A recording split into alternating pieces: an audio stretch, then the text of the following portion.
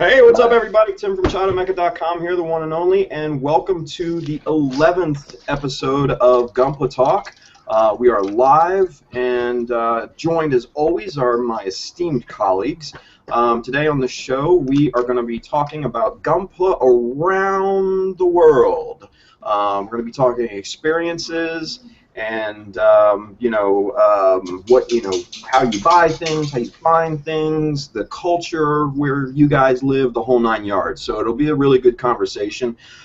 We are waiting on Josh. I think he's getting some beauty sleep. He might have slept through it, but if he joins us, more the better. So with that said, we'll go around the show. Everybody introduce themselves, and we'll talk about what we're working on. So. You guys know me. I don't need to introduce myself. I just did. So, Zach, go ahead and introduce yourself, brother. Hey, I'm new in town. I just got in. It's ZakuAurelius over here in Korea. Apparently, some people still don't know. I still get people saying like, "Oh, you live in Korea?" Even though I thought I say it in like so many videos, but some people still don't know that. So just in case anyone still doesn't know that. I'm coming to you from Korea, opposite side of the world from the rest of you guys, but pretty well over here. Early morning, But that's cool, though. All right. Huh? But that's cool, though, right? Everybody wants to move to Korea and Japan and stuff, right? They should. That's what I tell people when on the shopping videos and stuff. I'm like, oh, I wish I could live there, or I wish I had that stuff around me. It's like, it's a free country, man. Just move over. Nice. Awesome. Simon, go ahead and introduce yourself, buddy. Hello, I am Simon, also known as Gundam UK, and I've been a mecha modeler for 4 years, and my admin on the UK Gunpla Modelers group. Hello. Awesome. And that's a pretty cool shirt that you got on there. What is that shirt? Can you show us? It is. Yeah, it's got a really weird logo on it. Oh, that's cool. That's cool. Speaking of the devil, back from his hiatus, the one and only bearded wonder, Mr. Justinius. Welcome, Hello. sir. Good to have you back, brother. It's good to be back. Fatherly duties and all that takes a lot of time out of you. Zach would know, Absolutely. but Zach, I don't know how Zach Yes. does it, I'm being honest.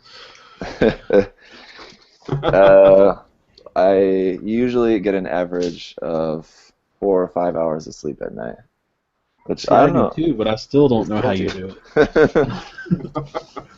I know, putting out like 2-3 videos a day and the whole nine, it's crazy, right? I found time this week to paint a little bit, and I don't know how I'm doing that. Well, I envy you. I've been dying to paint something, and I don't have my spray booth set up yet. The last thing in the new place. I've been painting outside. So when it's nice outside, then I get to paint. If it's not so nice, I get to sit inside and twiddle my thumbs. There you go. Awesome. Hey, but you know what, though? Let's talk about what each of us are working on. Let's start with Justin, man. You just finished that Gray's custom, and that thing is awesome. It's not done. I'm still working. Oh, it's not on it. done. Well, No. hell, it still looks I had awesome. it with me. I brought Look it at that thing. It's just beast. so I could show you guys. I only did like a wash on one arm, so you can see why it's a little darker. I still got to do the chest and one of the legs, but I was just testing to see how the filters worked on it and how it looked. I have a little bit of refinement to do on some of the chipping, and then obviously a flat coat. But other than that, we're pretty much at the end of the line here, so I'm really happy with it. I kind of changed my color scheme last minute too. It was going to be orange. So I think the red looks awesome, man, especially with the white shoulders and the head and everything. I think it looks great. yeah, I put the red down, and I was like, this is how it's going to stay. I'm just going to keep it like this. I like this. Yeah, it looks awesome. You're doing that as part of a build offer or something with someone, right? Yeah, it's Nick. He's my buddy over. He does Mecha Lab on Facebook. He's also part of Helios, so Okay. friendly little Nice. build off. Cool. On the shoulders, is that those HG builders parts, like the armor pieces? Is that right? Yes, and then on the top of the shoulders is actually the back piece to the legs. because I thought that since the rest of the leg was open, it'd be cool if I just left the back piece open. So since I already did that to do like a seam mod, instead of just putting the leg pieces there, I just glue it to the top of the shoulder. It just happened to work out. That's pretty cool, man. Yeah, it's looking good. That's awesome. Yeah. Well, dude, welcome back. I think you came back with a thunder with that graze. That's amazing. I especially like the head mods that you did. So that's really cool, dude. Really cool. Thank you. Thank you. Absolutely. Simon, what are you working on, man? I'm working on that. Excuse me. EF 2000 Cerberus Typhoon Muv-Love kit with a You're gonna super give me the huge gun, sniper right? rifle. And I'm currently going through some masking hell at the minute with these guns. Because I thought I'm going to do things a little bit differently, start with the weapons. I'm also using some different paint. I started using this hobby color aqueous stuff. Oh, okay. Oh yeah. They still sell That'll that? change. That's the water-based Mr. Color, right? It is, yeah. I just wanted to see what it was like, really, and I'm actually quite surprised at how well it covers. It's actually really nice finish, nice and glossy. So on these, I've just done just a base coat of grey. The intention is to do a kind of winter-style camo using an off-white colour with a bright white colour, and we'll see how that goes.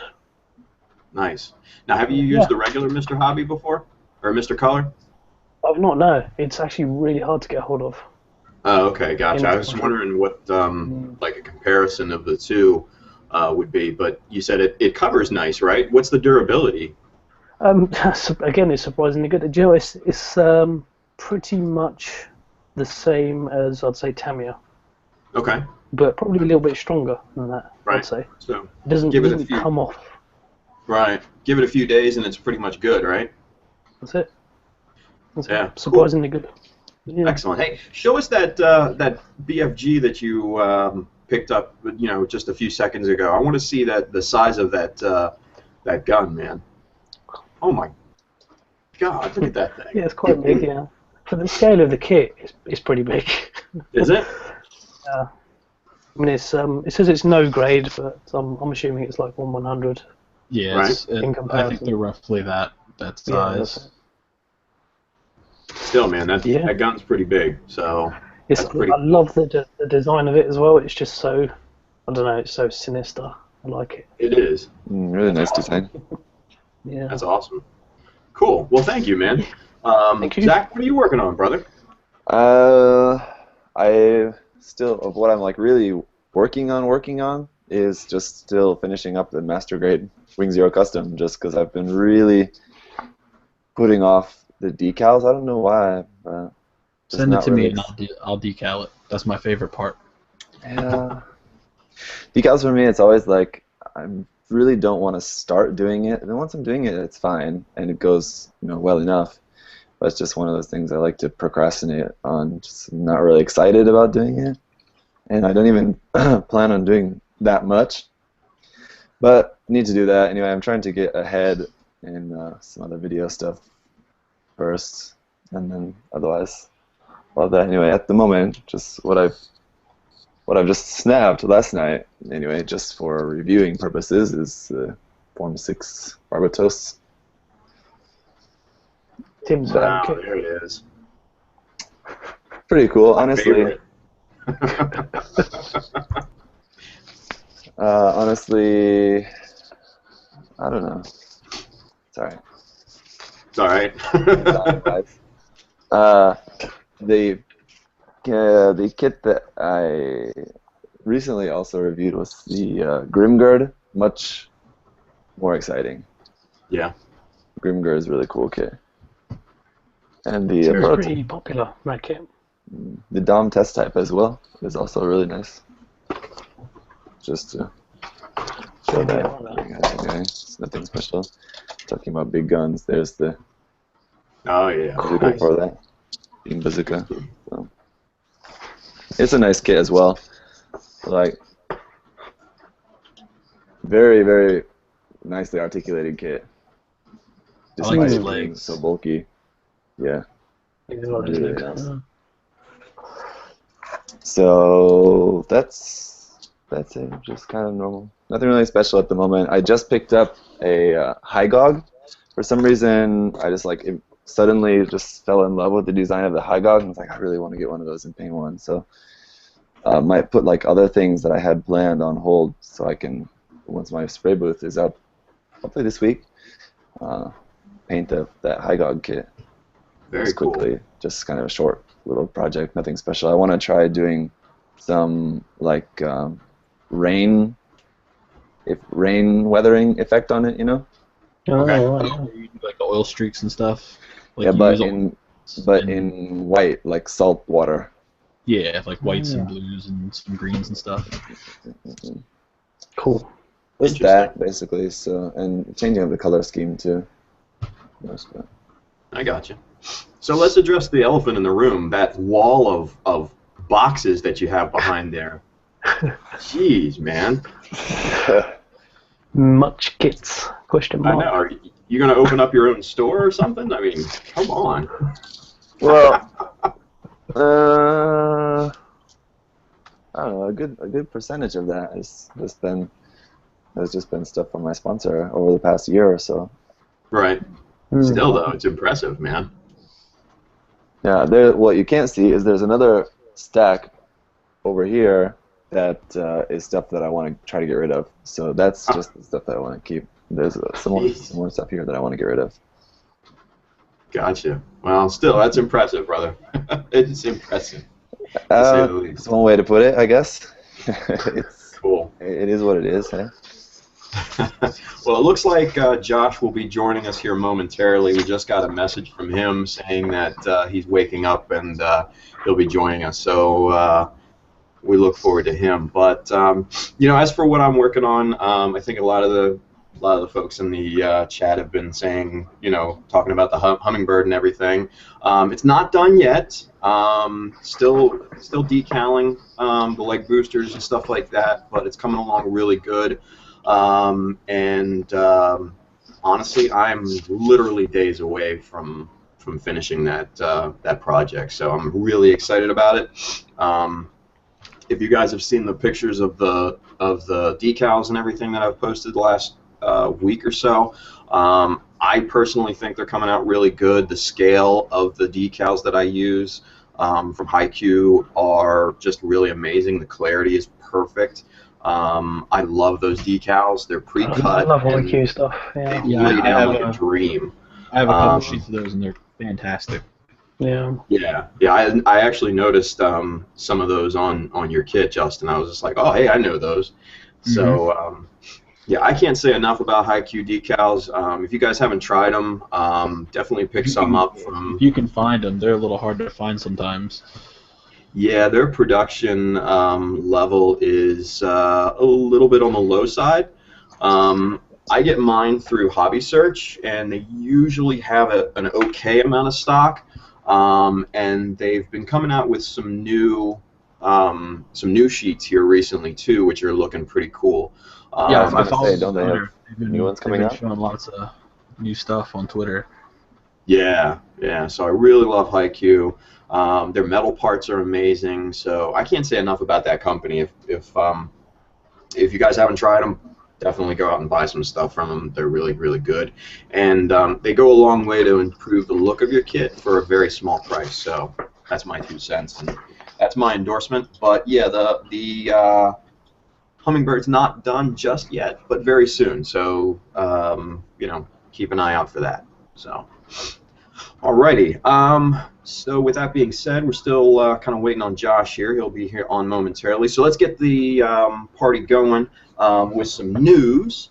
Yeah. Zach, take it away, brother. Yes. The Unicorn series is getting the TV adaptation. Let's talk about that. I thought that's kind of interesting. What do you guys think about that? Well, it's just a rehash of the OVA, right? Yeah, just the OVA chopped up, but they said it is going to include new animation. They said new opening and closing segments, of course, but they said aside from that, there is going to be some new animation. I'll probably watch it just because I'm a fan. The Unicorn Yeah. was what, 6 episodes? Yeah, 7. or 7. 7. Yeah. 7, and then you multiply that by 2. It's roughly like a season long There's, anyway. yeah, So, some of the episodes are a little bit longer, hey, so I think chopped up evenly it will be just right about 25, 26 episodes yeah. almost. Mm. So Plus with the new animations, so. yeah, like I said, I would be surprised if there's like one new scene in each episode. Would be pretty surprising, but I'm assuming it's going to be pretty minimal in terms of what's new in it, really. I hope they change the ending. Really? I just. It was You a bit didn't of like an the time anticlimax. travel, cosmic. I just like that part was really neat, but nothing really happened. Yeah, I know what you mean. It's interesting. It just you saw sort of ended. Charles' hand, and that was it. Yeah. I stayed up all night and marathoned all the unicorns before it like debuted, and then me really? and my best friend like sat there and we it wasn't available on the PlayStation Network on the PS4, so we had to take a PS3 and go somewhere else and use someone else's internet just to watch it. It was like a whole thing, and we got to the end and we were just like, okay. Yeah. Yeah, I mean, it had some amazing fight scenes, I think, and I mean, yeah, man, if you're a mech head, man, that was one of the best Gundam series in a very, very long time. I mean, I honestly, Yeah, that's it. I could sit and watch the fight between the Kshatriya and the Jagan, or not the Jagan, the Jagan, in the first episode. I could sit there and just watch that on a loop for hours and still be 100% satisfied. But there was one gripe I did have about that series, and I believe it was in the last episode when the Justa basically curb stomped the Zeta Plus. That broke my heart. Honestly, I could imagine. I was heartbroken, but I'll get over it. So, but yeah, I mean, you know, I kind of have mixed feelings over the rehash. I don't get real excited about opening and closing sequences at all. Yeah. So, I mean, I could give or take that, to be honest with you. Any new additional animation I'm cool with, but I'd rather see a new series. I'd rather see, you know, something along the lines of, you know, Thunderbolt. I think it's going to Thunderbolt's be. awesome. I think it's going to be an excuse for them to make more unicorn kits Yeah, for sure. because we don't have enough. Yeah. Yeah. There's definitely going to be TV color unicorn kits. Yeah. The Any white is reason to just- bring out a Jagan is good with me.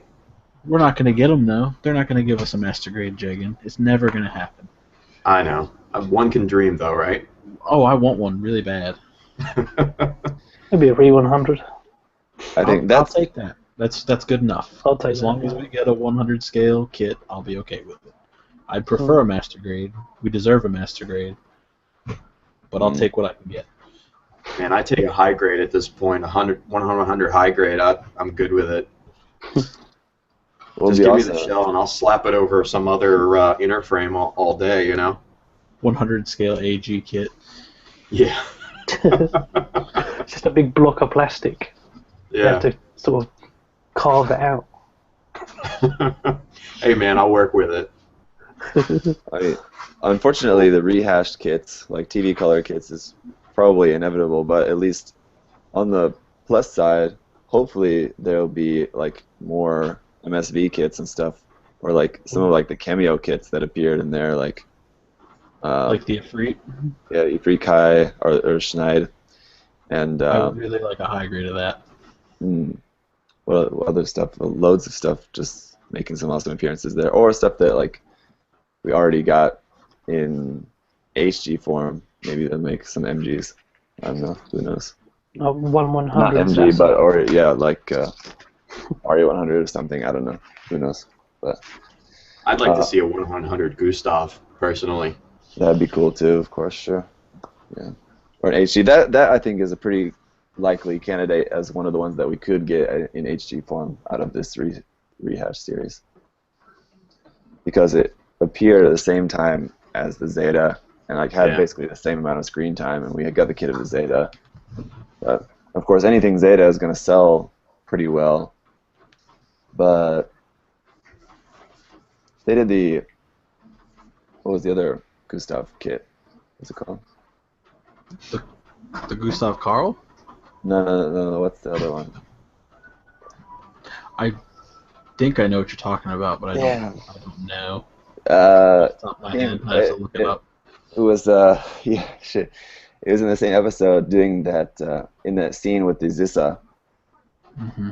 That one, it's like that really light armor one, beyond mobile suit that attacks with the Zissa on the launch platform of the ship in space. Oh, yeah, the Xeon suit. What you're talking what's about? That had Is it the draw shield something? coming down onto his fist. I forget the name of it. Chat, help us out, man. Help us out, chat. Come on, chat. We're relying on you for information. Let's go. Go. Not seeing it. Yeah, That's not it. The chat has failed us. Anyway, but yeah, no, I know what you're talking about. The light blue one. yeah. That basically just Shezram handed everybody Gallus. their asses. That's it. Shezram Gallus. What was it? Shezram Gallus. Shizram Oh, okay. Gallus. Oh, the thing with the shields and the Yeah. spiked pins. Okay, yeah, that. That's it. Marcus Hackmeister for the win. There we go. Good job, buddy. Cheers to that. It was not quite it, but that was close enough that it reminded me. It jogged my memory. It's all good. Yeah. He still wins. Yeah. Nothing. Wins prestige. But yeah, there's that. Other news, though, is the Thunderbolt kits. Speaking of rehash, the Thunderbolt kits, the TV color versions of those. So useless. Why are they not P Bandai? Like they don't give us P Bandai the cool stuff, and then they give us regular releases of recolors.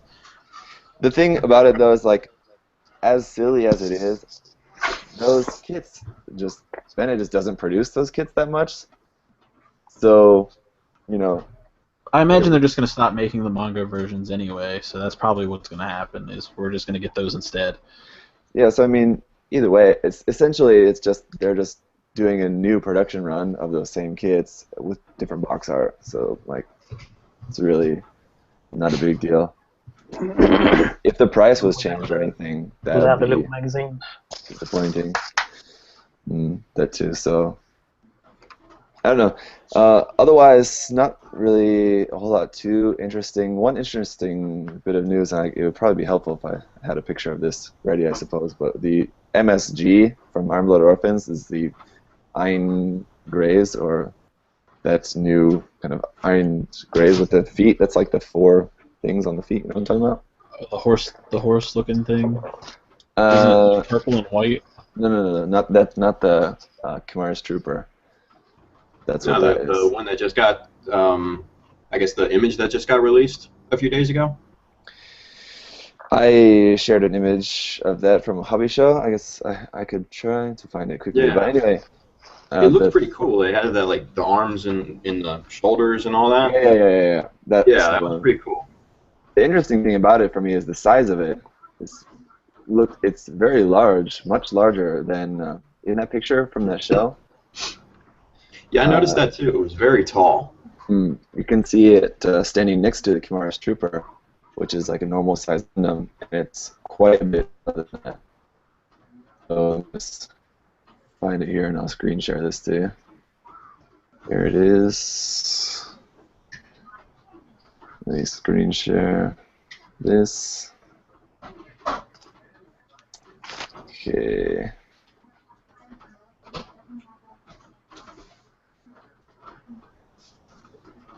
There it is. Oh, yeah. So, quite large. And, I mean, it's standing up on those feet are like that. So, I mean, that's going to give it a little bit of height. But, I mean, the regular Gray's feet are also, like, high heels.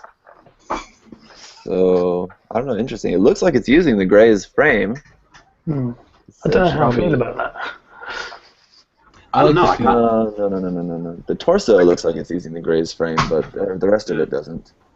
I really dig the arms. Yeah. I really dig the arms and the bulk of them, and I really like the head. I love the treatment of the head. Mm. It almost looks like something along the lines of what Justin has just done with his. Interesting how the arms of the Steal kit my look quite ideas. different. Look at the arms on the kit, look a lot bulkier than they look in the actual anime series. Still there. Yeah. But I mean, that may be perspective on that screenshot of the series. here?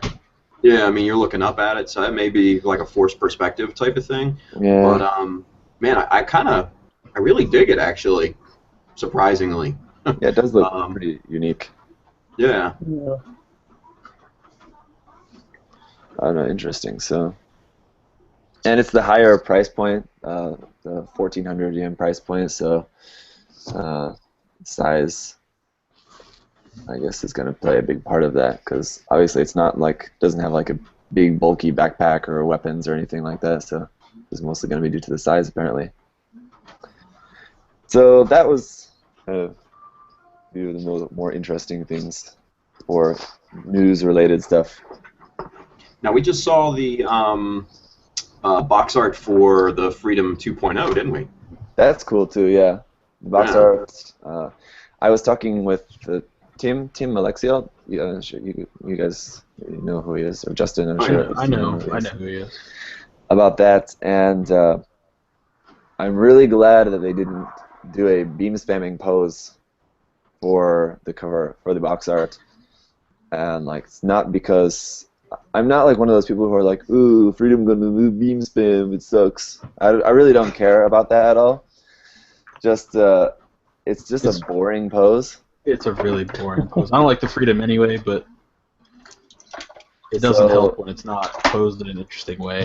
The box art does look really good though. Yeah. So I'm glad they went with a much more interesting pose for the box art there. So it looks good.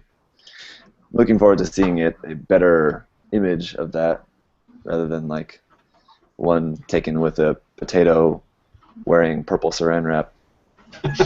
Yeah. That's So, awesome. But Ladies and it does look gentlemen, that's quote of the day. Potato with saran wrap. Yep. Awesome. Awesome. That's what they use. That's the only cameras you're allowed to sneak through at the hobby shows, So. Now we know the secret. Potato. Yep. That's great. And in the magazine factories apparently too. Yeah, right. Very cool. So you got anything else for news, Zach?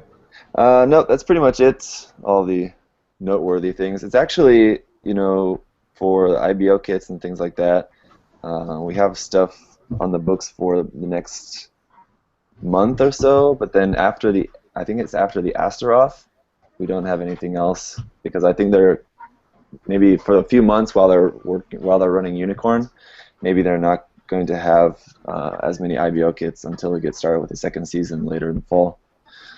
I guess there's all the Thunderbolt rehash kits coming out, and we have a couple of Origins kits, the Zaku 1 and the WAF Zaku thing, prototype Zaku kind of thing.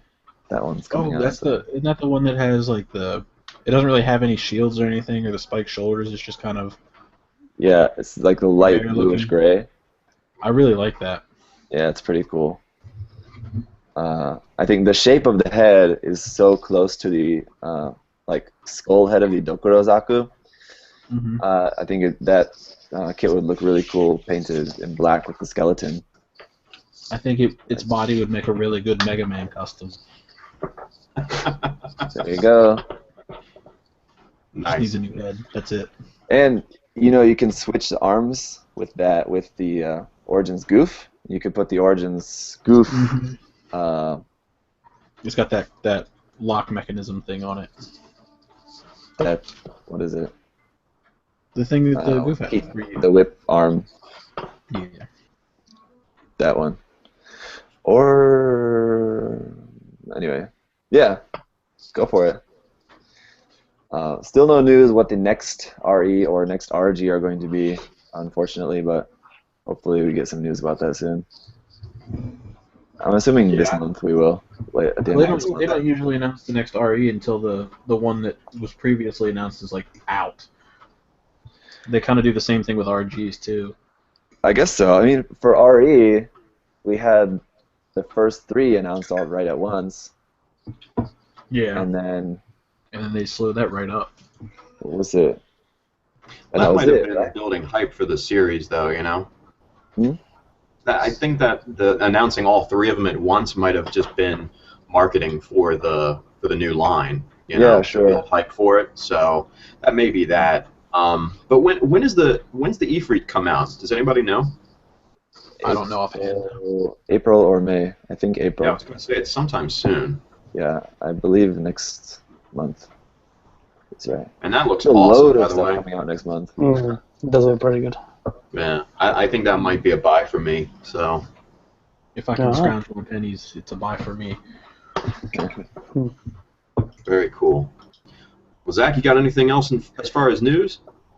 That's probably it. So Cool. that's all for Well, me. Well, thank you, sir. Appreciate it. Welcome. As always. And you know what? We're still waiting on Josh. Don't know where he is. He's here with us in spirit.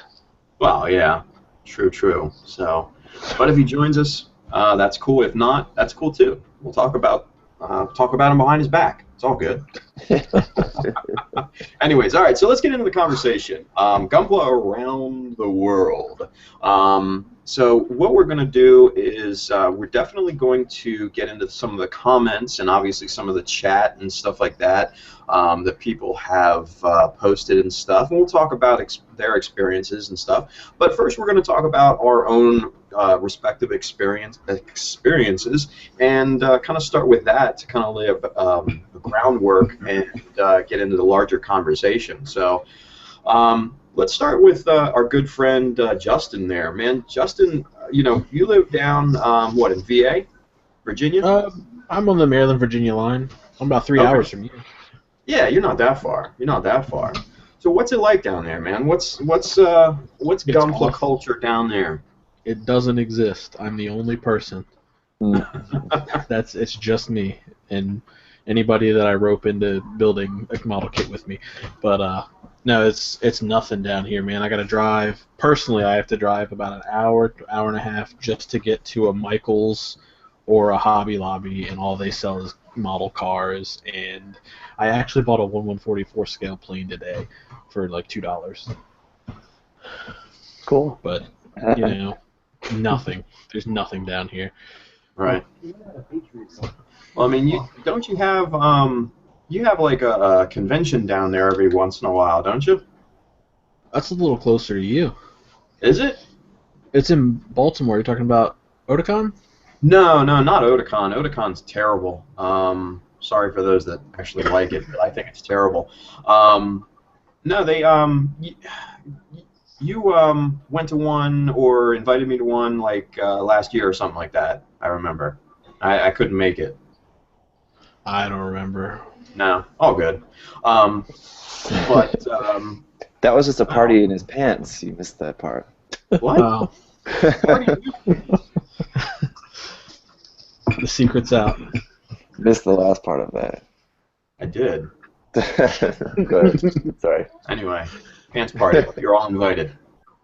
Anyway, so I mean, my experience honestly is kind of the same. I'm a one-man island here. Kind of where I'm at. I'm up in Maryland in the USA, which is about 2 or so hours northeast of Washington D.C. on the east coast of Maryland or east coast of the U.S. And man, I have a hobby shop local to me, which I'm lucky enough stocks a decent amount of kits, but I don't buy them because they're marked up like crazy. But they sell the entire Mr. Color line, which I'm really, really lucky to have. Not a lot of people have access to that easily, so I'm very thankful of that. And they sell all clad and a whole bunch of stuff. And they actually put kits and stuff on display and even Gunpla on display at the shop. So I'm actually really lucky to have that kind of close to me. But in terms of kind of the overall U.S., we do have a really good distributor in Bluefin distributors, and guys like Xavier, who works for Bluefin, is an awesome resource to have, not just for the U.S., but I think for kind of the global community, because he knows just a ton of information, and is really open about how things work and stuff like that, and it really does help level expectations and things like that for people. So he's a wonderful asset to have in the U.S., and I know him kind of personally, so that's pretty good too. And Bluefin puts on attends a lot of conventions and things like that. Like Justin said, Otakon here around me, Anime Expo in California. There's New York Comic Con, which is a really big one, and there's some other ones. I think there's one in Chicago, and I know one in Texas, and I believe there's one in Seattle that they go to, that they have preliminary GBWC competitions. So that's really kind of different, to what other countries and things have. So we're kind of lucky enough to have that. But just locally, man, I'm a one-man island like Justin, unfortunately. I think there are small pockets around me, but I really don't associate with them, for one reason or another. But I think it's more having to do with time than anything. But as an overall, I think the hobby in the U.S. is growing. It's grown a lot.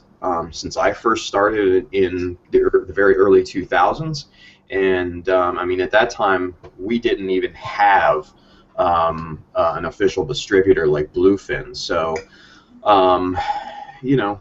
it's grown up a lot, luckily. But other countries, unfortunately, are not nearly as lucky to have a distributor and to have the hobby grow in such a way that the U.S. has. Case in point, the UK, where Simon's from. Simon, do you want to tell us about kind of your experiences over in the UK? I know there's a huge following, but there's not a lot of support, it seems.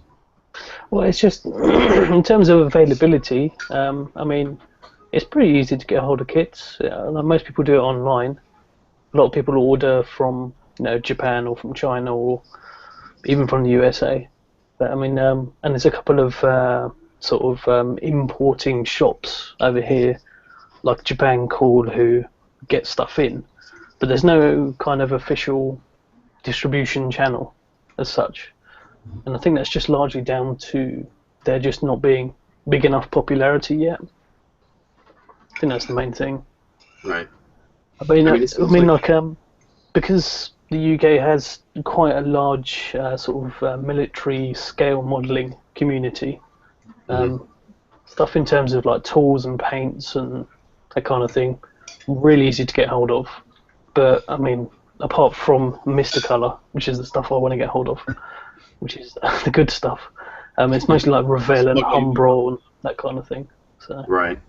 Yeah. Humbrol is a UK product, isn't it? I think it is. It's in nearly every model shop that you come across. Yeah. So. It's not. From my experience, is not as common over here in the U.S. So that's, sure. I think it is. I could be wrong. Chad, help me out if I am wrong. Yeah. So it honestly, it seems like there's no lack of passion or lack of talent over there. It just seems a lack of distributorship. That's it. There's a lot of Facebook groups sort of popping up, a lot of buy and sell and eBaying, that kind of thing. So there's definitely like a thriving community, and it's gradually getting bigger and bigger. And it's good. It's good to see some people really into the hobby and really dedicated to it. So it's all good. Yeah, obviously, besides yourself, you have some really awesome modelers over there in the UK. If you guys don't follow the UK Gunpla Modelers group, man, it's an awesome group. Really awesome guys. And I'm from the U.S. and I'm part of the group. So, Oh, anybody that can kind join. of. What's that? Anybody can join. Oh yeah, no, absolutely, no. Absolutely. But it speaks to the quality of the group, though. Mhm. So I think that is really really important. But yeah, man, Bandai, if you're listening, man, get a distributor in the UK. They deserve it. They deserve it. And not only the UK, but the rest of the rest of Europe too. Oh, definitely. Those guys are some awesome modelers, and yeah, they need some representation, Bandai. So let's get on it. Hurry up. I was going to say, because, sorry, just look at Sweden is another country that's starting to be up and coming in the Gunpla world. So Sweden. yeah, Sweden. Wow. Okay. Yeah. Well, that's pretty Lots cool. of kits coming from there. Yeah. Really. Wow. That's awesome. Hey, man, that just goes to show you that there's no limit or there's no boundary geographically of where passion can crop up. So that's really cool. That's it. So, man, chat. Somebody out there in the chat, start a petition. Let's get Europe and UK a distributorship. Let's do it. Chat, get on that. It's your job. Get on it. Holding you responsible, chat. So, let's see. Okay, cool. So Zach is a little tied up at the moment. So what we're going to do is we're going to transition into some of the comments and experiences from the Gunpla Talk Facebook page and some of the other experiences that we've had, different things posted and everything. One of the countries, I guess, that is lucky enough to have a distributorship is Italy. And, we all kind of remember the snafu a couple years ago with them, but, that wasn't, it's not the modeler's fault. Yeah, it's not representative of the community. Yeah, no, not at all, not at all. And I think, when they were going through that, a lot of them were kind of talking to me directly and said, hey, you know what, this isn't us, this isn't, representative, like Simon said. And, man, they're really, really talented guys over there in Italy. And they're lucky enough to have a distributor by the name of Cosmic Group SRL or SRI. Yeah, and they have a really good group over there, Gundam Dipendente? Gundam Independiente. Okay, yes, what Simon said. Sorry, very good group, very active. Yeah, very. And sorry for murdering the pronunciation in Italy. That's my fault. My Italian's not great. Sorry. But yeah, I mean, the guys over there are really, really good. Marco Di Tullio commented, on the post that, he basically said that they're a little scattered, but, they do have an amazing amount of talent, and they have, one of the larger groups in Gundam Dipendente. See, I can speak English.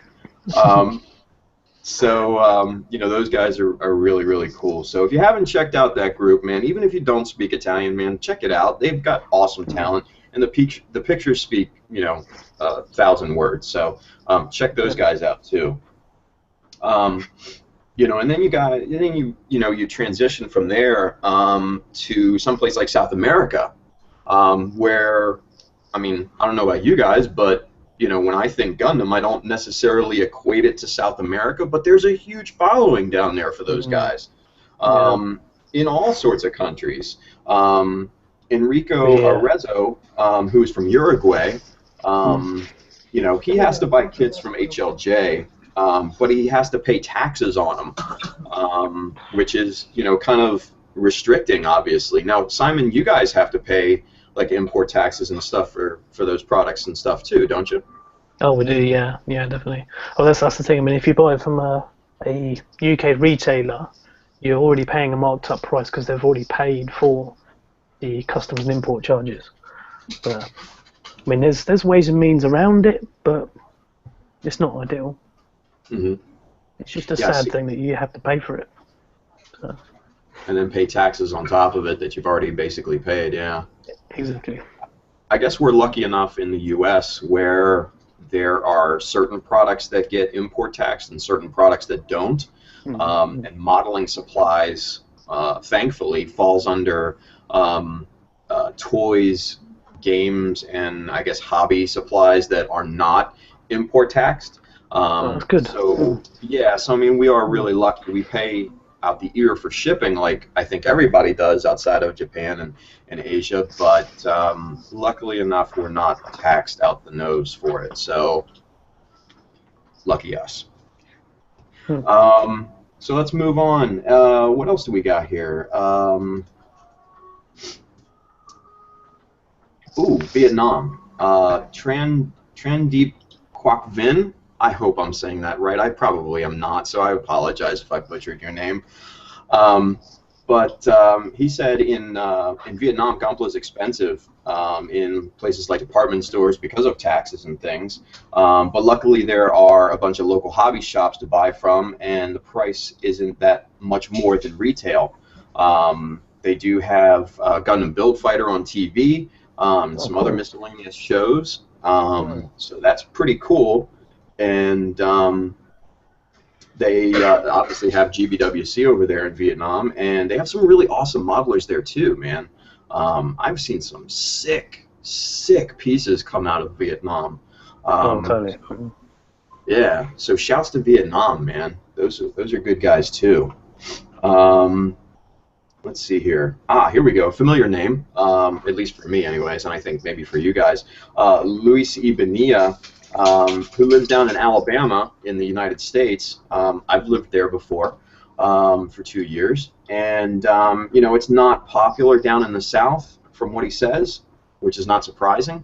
I know what he's talking about. And, you know, he goes to Hobbytown USA, Hobby Lobby, a place around him called Deep Comics. So shouts out to those guys. And there's not really anything down there, unfortunately, that he said. So I trust me, I know the feeling of that. It's a little backward, to put it nicely. So, but oh look, Zach's back. I'm back.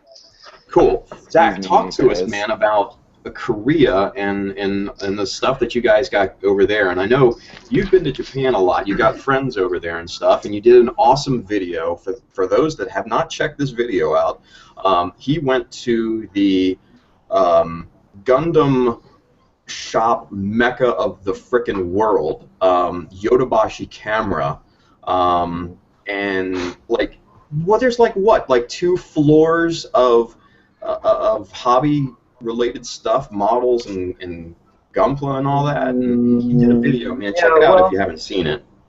Yeah, you can check it out. I imagine most people have probably seen it. Probably. It's got enough hits. It's quite well viewed. But yeah, I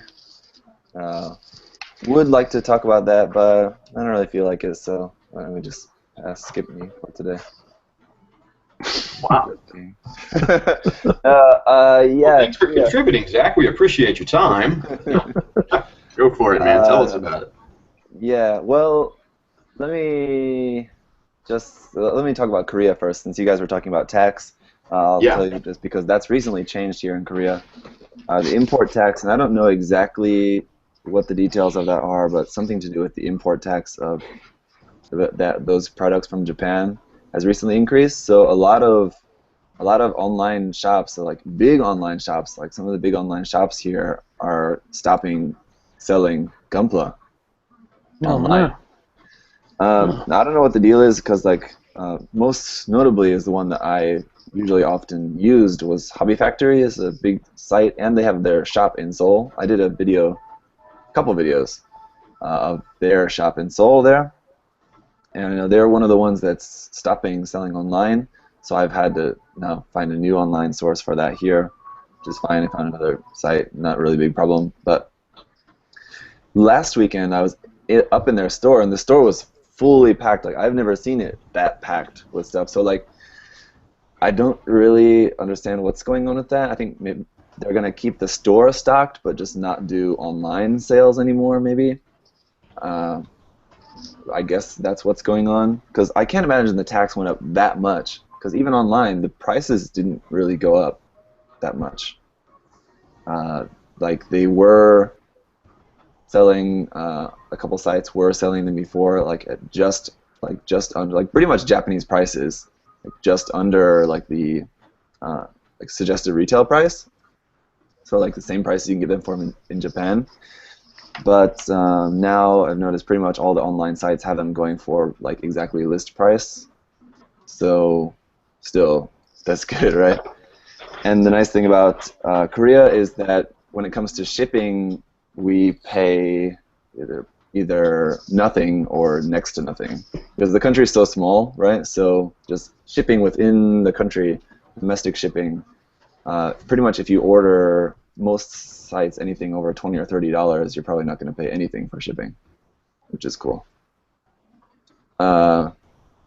Otherwise, just in Korea in general, just in terms of the availability of stuff, obviously in Seoul or bigger cities, you have some more like just hobby shops where they sell Gundam as well as everything else as well. Outside of the big cities, like here where I live is a smaller city. It's about, population is about 280,000, so like just under 300,000, relatively small town. Here we don't have any dedicated hobby shops because I really don't think they'd be able to survive at all, but you can get kits in stores here locally at like big Marts stores. So like in America it'd be kind of comparable to like Target, something like that. You can get some kits there, but they're definitely marked up there. They're definitely more expensive. So like, hey, there's Josh. Hey guys. Hello. Hey, good morning. Welcome. Thanks. So yeah, when I first moved here to Korea, and before I was able to buy stuff online, and I was going like traveling to big cities every now and then, but if I was like really like needed a fix of like buying something, then I would buy something from a local mart here, but it's definitely marked up. So they're definitely cheaper than in the States though still, so not really too much to complain about, but that's the situation here in Korea. As far as like the community goes here, I don't know of anyone, and I've never heard of this, of people having like groups where like they get together. Actually, like those Gundam guys, you know, like those guys actually get together, and then like the Australian builders guys, those guys get together and do stuff. I've never really heard too much about that. I know people will like hang out in shops, like for example in the shop where Sungdong works. I did the interview with him there. They have people hanging out there all the time because they teach classes there.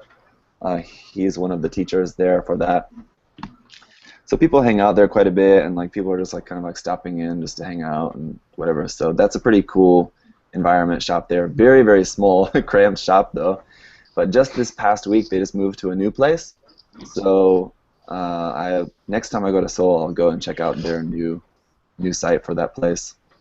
Also, when I was there last weekend, Sungdong told me they're working on setting up a kind of convention, basically, later, I think in July, I think he said, end of July or beginning of August, something like that, where they're not going to have like a contest, but just basically just showing stuff, and there'll be like just the opportunity just to meet and greet people, and it'll be good for people who do commission work, because he said it'll be just a good opportunity. There will be a lot of people who maybe are not builders exactly or new to the hobby who will be able to go there and see a lot of these builders and maybe pick up some commission work, stuff like that. So I'll do some video of that event when it comes down to it later this year. So I'll show you guys about that. Very cool. Hey, speaking of interviews, are we ever going to see the one with Sori? Yeah, I've been working on that. I have been working on editing that, but yeah, that's still coming.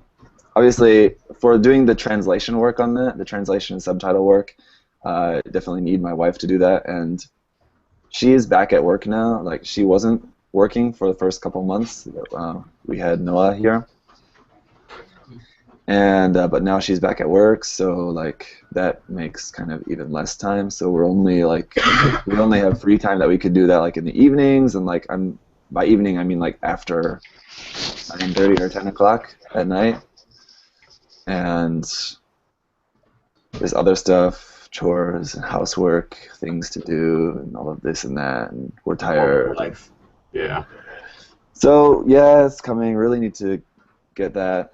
So as soon as I can, that'll be out. And anyway, Very cool. about Yeah, Japan. Yeah. Japan, one of the great things, like I said, here in Korea we can get stuff pretty much at list price. So in terms of like buying new kits, there's really not much difference from Japan, except for availability. Like in Japan, even in like smaller towns, you'll have shops and stuff. So of course the availability is going to be more in Japan. But I'd say the biggest advantage that you have in Japan over Korea is the fact that you have the stores like Mandarake and Yellow Submarine selling secondhand stuff. That we don't have that here in Korea. Like there's some Facebook groups and stuff, people sell secondhand stuff, and I've seen online in like some eBay-esque kind of auction sites here in Korea. Some people sell some used stuff, but we definitely don't have any sort of like shops, like big shops like that, especially any big chain shops like they have in Japan for secondhand stuff. So Yeah, Japan's insane, hey. Oh, you talked about that when you were on last month, wasn't it? Yeah. When you were talking about GBWC. It is like shopping, there's like so many locations that you could call heaven. Yeah. So, like Tim, you mentioned Yodobashi, and of course Yodobashi is probably the best place to buy new stuff. But you can actually get cheaper than that by buying stuff secondhand. And by secondhand I mean someone previously owned the kit, never actually opened it at all, and then just sold it off again. So like by secondhand I don't mean like the kit's snapped up already or even out of the plastic bags. Everything, it's like brand new, just it had been previously in someone's house, and that's it. So really, really cool system. When I lived in Japan, that I never bought new kits. I just always bought stuff from there. So it's good. Because we always get so excited when we go into a shop and we'll buy a bunch of kits, but then we're never actually going to build it. So you actually get to save a bit of money by buying kits off people who did that very thing. Yeah. Yeah, exactly. We all have the same curse. Exactly. And that's, that's cool. Yeah, that's the thing about it too, that I thought like if there was, because the thing is that like the secondhand stores, they don't have a stock of everything, right? It's just whatever they have. So like there's a few things that I bought. Like a nice thing about that too is that you can get some like P Bandai kits and Expo exclusive kits, things like that, there as well. So I've bought a few different like limited kits and like harder to find kits, things like that, from those kind of shops. So that was good. That's it about Japan. Otherwise, I don't know about the modeling community in terms of like get-togethers in Japan. But from what I do know, I don't think it's really a big thing there. I don't think people really get together in groups. But I could be wrong. But I've never heard of it or seen it from my experience. Very cool. Well, as everyone saw, we just were joined by the one and only Josh. Hey guys, Josh, man, yeah. Hey, welcome, brother. We were just talking about kind of our experiences and everything, kind of locally and all that. And we just kind of went around the room and we talked a little bit about some of the comments and things that the folks out in the world have had to say. What's it like down where you are, man? I mean, what's the culture and the buying experience and community? What's all that like? Tell us a little bit about that. Yeah, when I started, I just found I was buying my kits from online from Japan, and then I found a store in a local suburb, maybe 10 minutes from me. And so, of course, my first trip there was just insane, actually seeing Gunpla model kits on the shelves lined up around me. It was like I was a kid in a candy shop. So I have one of those stores around me in Brisbane, and then there's a second big general hobby store that sells military model kits and RC cars and planes. And they have a pretty good selection of Gundam model kits as well. So in my town, I have maybe 2 or 3 stores that stock them. Some smaller hobby stores might only stock maybe like 10 or 15 Gundam kits. But in Brisbane, I ended up meeting a bunch of people through the Facebook group, which is Gunpla Builders Australia. So I had been into Gundam for maybe about 2 years before I even had joined the Facebook group. And of course, once you join the Facebook group, you realize all the people in your own city that you didn't even know were into the same hobby as you. So I've made a few friends that way.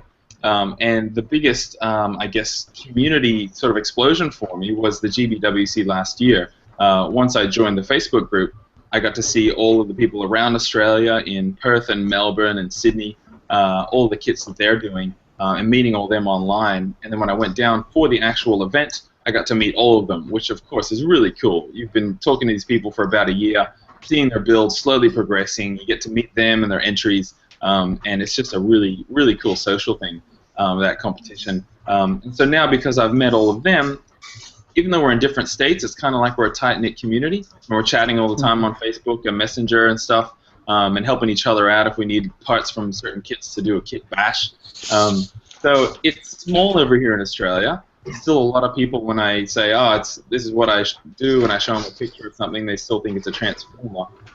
It's not very well known over here in the normal public, but it's getting bigger and bigger. And even though it's a small community, we're still pretty close. Yeah.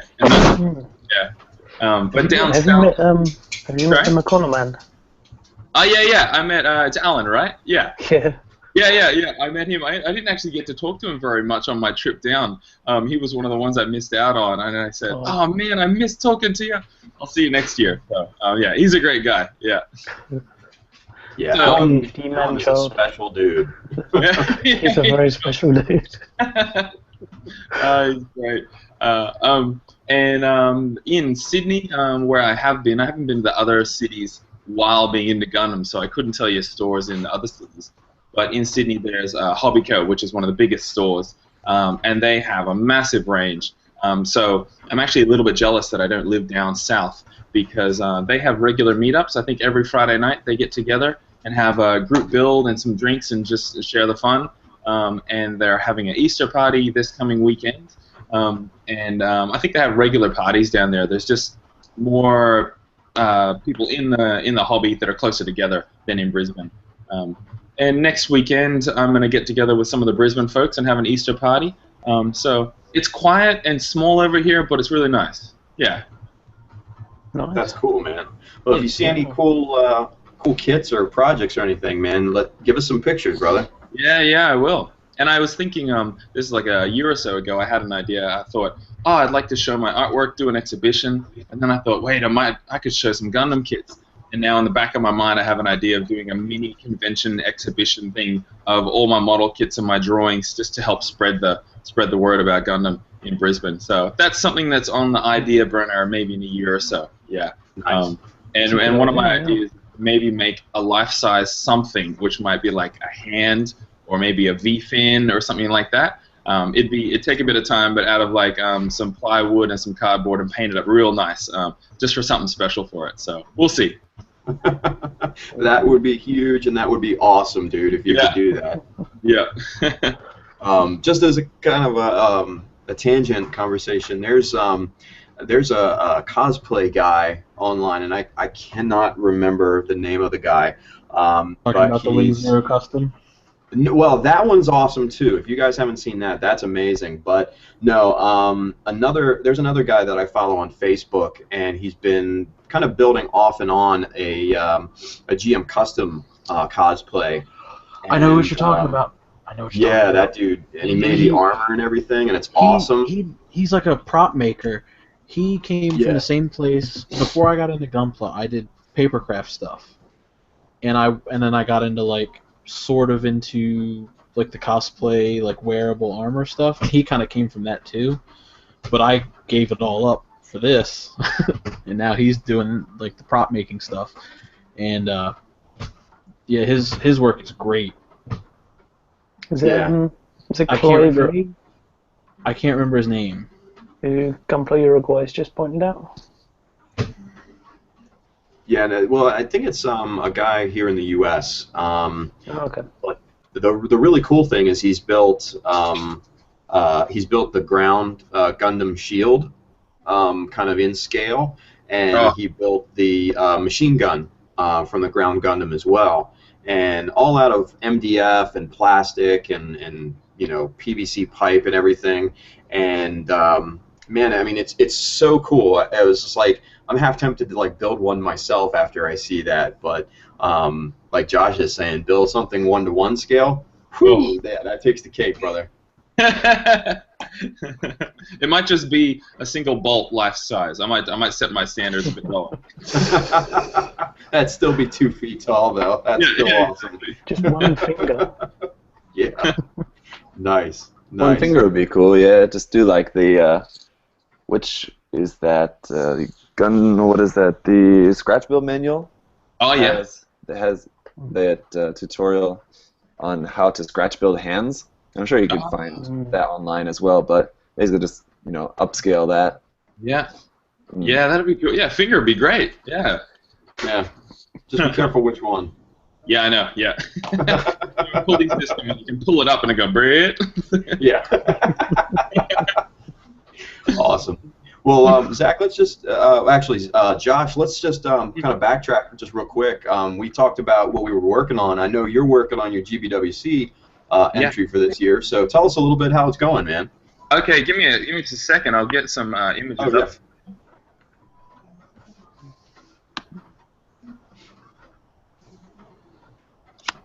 While Josh is doing that, just for the sake of, since I mentioned it, I'm just looking in the scratch build menu for the pictures I was talking about.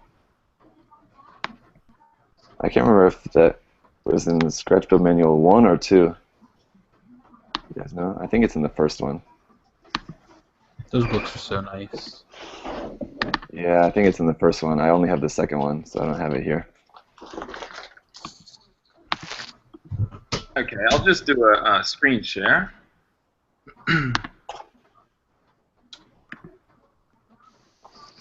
Okay, you guys can see that? Yeah, presenting. There you go. Yeah. So this is my plan. Is as a lot of you've known, I've got the original MG Zeta on the side here, and then this is the new line art or newer line art from the Master Archive for the Zeta book, and I'm basically trying to convert the original one into the other one. And the main difference is the proportions. You'll see the lower legs are a lot stockier. The lower legs on the newer version, they're just a lot longer and a little bit fatter as well.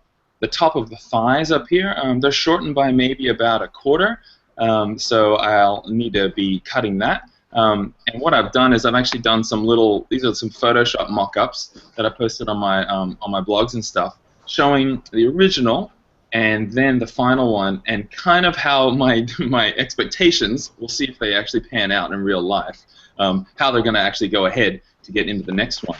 So all the blue hashed lines is where I'm going to cut it and then put some more pla plate in to extend out the armor and extend out the frame to get the proportions closer to the final one. And here's a front view.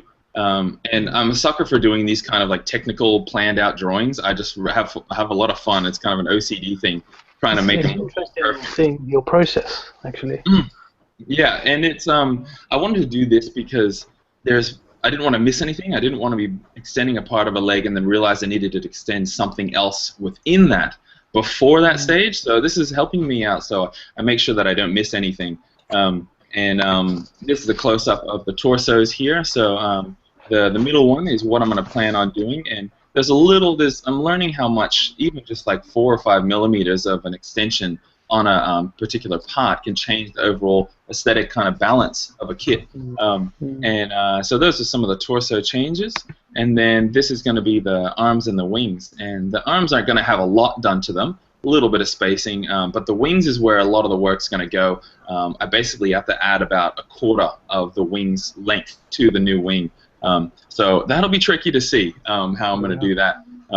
But I'll go back to the video here. Give me a sec. Okay, I'm back. Yeah, dude. I mean, it looks awesome. All right, cool. So what I've done is I'm learning a lot as I go with cutting and putting things together. And I'll see if you can see this, but this is the original thigh here. This is after about, I think, about 4 or 5 hours worth of work. Wow.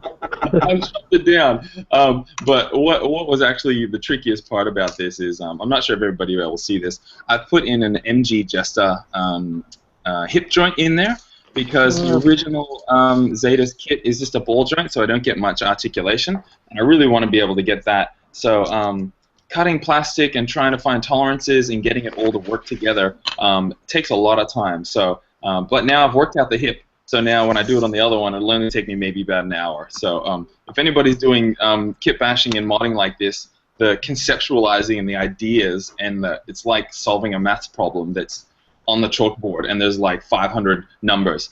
It takes you a while to get through it, and your brain almost stops working. It's almost like you're an iPhone that has too many apps open. It just starts to like stutter and fall out. But once you get it, it's really good, yeah. So I actually go through, you guys would know this, I go through kind of emotional ups and downs when I'm doing a mod like this. When I start to solve the problem, I'm like, okay, this is going to work. And I start to work it out, and it's like I'm just dancing on sunshine and running around, skipping on the streets.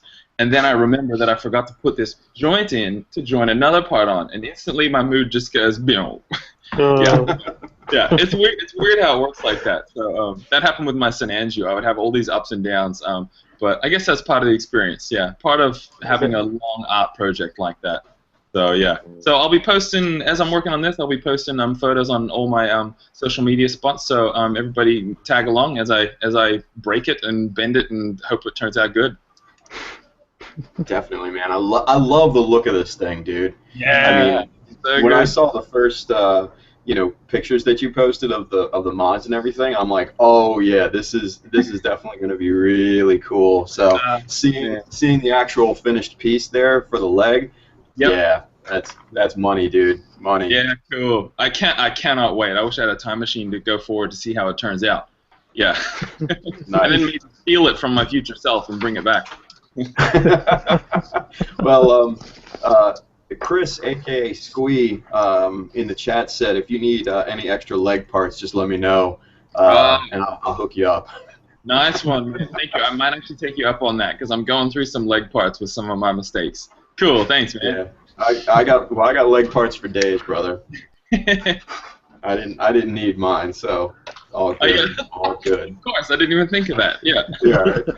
So cool. Well, let's get back into the conversation now. Simon, you saw a pretty cool comment from the chat. Tell us about it, man.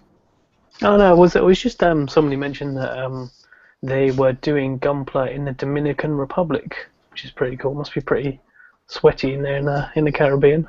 But they're saying that they just order stuff off Amazon and eBay. So I can't find the commenter's name though. I do apologise. Well, there's the it, Trinidad and Tobago group on Facebook. Oh, is there? Yeah, there's a group for them. Oh, so awesome. I think around Central America and the Caribbean, it's probably almost comparable to like the UK area in terms of there's people there, but they just don't really get as much recognition as other parts of the world, you know? Yeah. So. Yeah, maybe we'll post a link to that, maybe. Yeah, definitely. Yeah. And I just signed up to join the Gunpla Builders Australia. So thanks for mentioning that, Josh. So I'll be a part of that soon, hopefully, if they don't kick me out or ban me or anything like that. We have like an Australian accent test. You actually have to Skype all of us, and you have to talk for 2 minutes fluently in Australian accent. So I could probably do it, dude. Fluently. I could probably do it. Just say put a shrimp on the Barbie. There you go. Good old shrimp. Don't put me on the spot, or I'll whip it out, man. Oh. But not that. Come on, accent. I meant the accent. You already cleared up that he didn't say party in his pants. Yeah, right. Josh missed that one. Damn it. Yeah, Josh, we're gonna have a pants party later. Everybody's invited. Oh man, sweet, I'm there. But so I think another kind of hotbed that is really growing is the guys up in Canada, man. The Canadian guys are really doing their thing. there is a group that I actually belong to, Vanpla, out of Vancouver. I'm in a Are group, yeah. really good guys. Derek I know some of Slew, those. I know some of those guys. do you? Yeah, they're Mhm. good dudes, man. Good dudes. Derek especially runs a kind of almost like a clinic kind of teacher and type of thing, almost like a building university or something like that. Doesn't he And call it the dojo? yeah, it's called the Dojo, which I think is Mm. really cool. That's really cool. Yeah. Hey, Zach, release Yeah. Josh's screen for me if you can, or Oh, Josh, yeah, do it. sorry about that. No, Release no, your no. screen or whatever. It's all good. Somebody just mentioned the screen was locked on Josh, so Josh, you're fired. Oh man. well, I mean, people like looking at Josh's pretty face, so it's all good for them. But and I'm sure they'd rather look at him than me, so it's all good. But no, I mean, the guys up in Canada, man, they're really good dudes, and it's really kind of growing up there. So definitely shouts to, especially Derek, and all the guys up in Canada, man. Troy Taylor actually commented. I know he's probably in the chat. So what's up, Troy?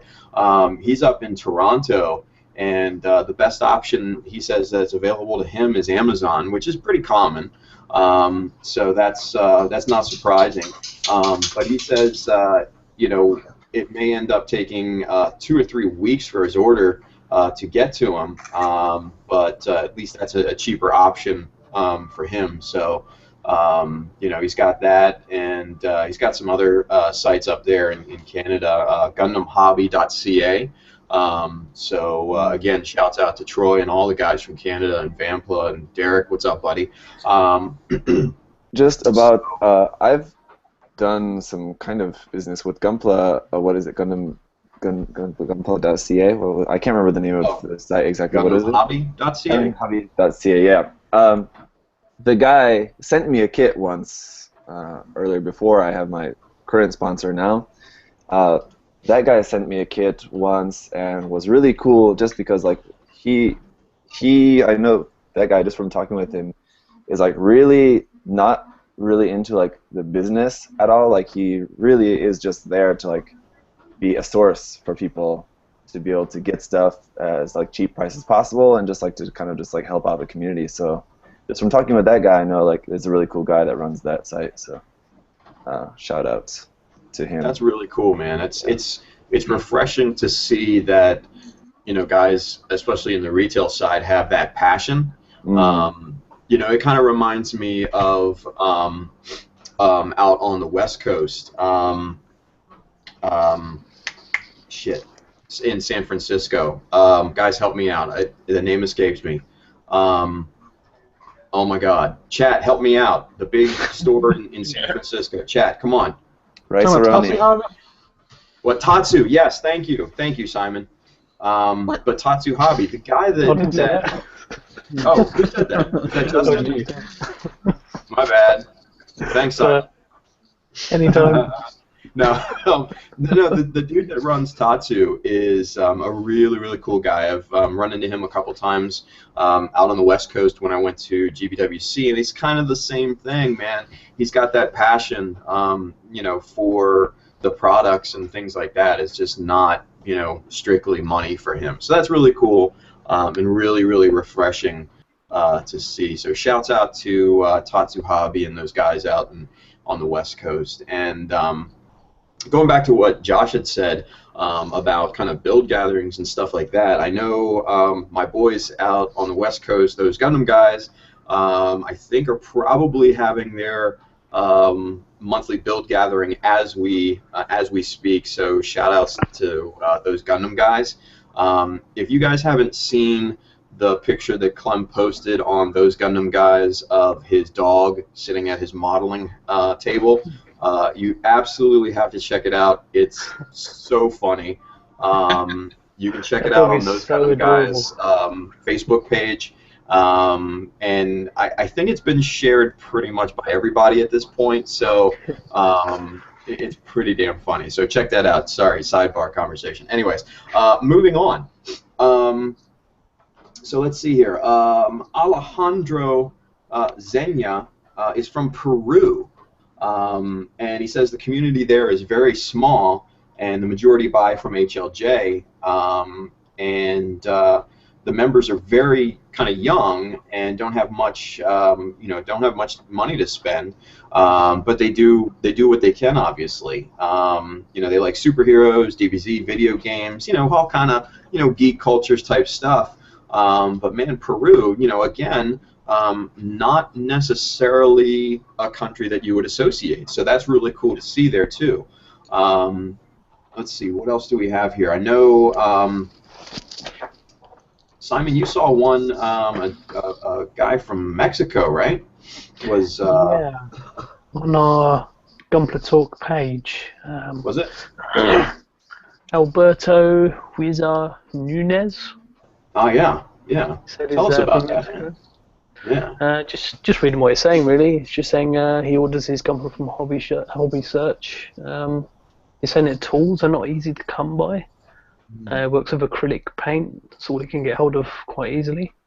But he's saying that with the limitations that they have, they just get creative with it, which is all good. Wow. So it's really good. That's very cool. And again, Mexico, not something that you would really expect, so that's cool to see. So good job. Shouts out to Alberto. Sorry, my bad, Alberto. Alberto Huizar Nunez. So I wanted to make sure I said that at least somewhat correct. Zach, what do you got? Yeah. Just as I had to step out there for a minute again, sorry about that. And I came back, you're talking about supplies, and I realized I didn't talk about what kind of supply stuff is available here in Korea. Oh, yeah. Obviously in Japan you have pretty much everything, right? But here in Korea we have almost pretty much everything as well, and the price is going to be just about the same, essentially, as well. So for supplies, but in terms of like different paint kind of stuff that is available, because this is a question that sometimes people ask me about what kind of paints are available here. It's mostly, Tamiya, we have all of that, and Mr. Hobby and Tamiya, we have basically everything, all of that. But we also have Gaia Notes, a lot of Gaia Notes here, so people use that one, as well as another brand that suddenly is escaping me the name. It's like a Korean Moto? brand. No, shit. No, suddenly Pop up a lot lately. I want to try that Moto stuff, by the way. So do I. IPP. They've got like the color shift. Yeah. Sorry, Zach. I didn't mean to interrupt you, buddy. No. Actually, that color shift one you guys are talking about, that we do have that here as well. Anyway, it could be a different brand. But anyway, IPP is the other paint brand that we have here. It's like a Korean one. I've never tried it, but I know a lot of people do use it, and it's cheaper. So I don't know. A lot of people use it because it's cheaper. I don't know if the quality is the same, but we do have that available here as well. So in terms of like paint and paints and supplies and things like that, pretty much you have everything. If you're shopping online or in the big stores in Seoul or Busan or something, so that's nice as well. Yeah. So that's it, what I just wanted to add to that. And that's the one thing that I kind of see as a recurring trend, is that the kits obviously are a little bit easier to get, but the supplies, the paint especially, lacquers like Mr. Color and Gaia Notes and all of that are kind of tough to get. I think it really comes down to the import limitations of the respective country. So here in the U.S., we're lucky enough if we can get it by boat, then it's all good. But air transit is I think pretty much prohibited in terms of lacquer-based solvent type of things. But it really does vary by country. So I think that's one of the repeating kind of trends that we're seeing in terms of other people's experiences. So that's kind of unfortunate that people can't get good paint. Luckily enough, there are water-based paints like Tamiya and Tamaya, whatever, however you want to pronounce it. And like Simon showed us earlier, the aqueous colors from Mr. Color and stuff like that. So, but yeah, I definitely want to try Moto. Becky Law, Becky Customizer. If you guys don't know her, follow her. She's an awesome modeler. She has been using a lot of the Moto stuff here recently, and man, that really looks pretty cool. Is I think Moto she sells it. lacquer? What's that? Is Moto acrylic? I think it's a I don't know. I think it's a lacquer. Okay, cool. Lacquer, fast drying. Yes. Yeah, fast drying is always a plus. But you know, like Justin said, they have like the color shifting paints and the really cool candy colors and stuff like that. And I mean, it looks like a really nice product. So, but then again, she has an amazing amount of talent, so it could be that too. So, so you know, Show me somebody with no talent spraying those paints. exactly. So. But man, shout out to Becky, man. She's good people and a really good modeler. If you don't follow her, make sure you. She's awesome. Yeah. So a guy actually posted on my page when I shared the Gunpla Talk link, and he's from Germany, and artist by the name of Too Bad, the number 2, and nice. He says it's still sort of a loner hobby in Germany. And you know, kind of depending on the area that you live in, and I think that's probably, I think we all can relate to that. But he says thanks to Facebook, YouTube, and other social media, you have the possibility to connect with other fans, even if it's like 100 miles away.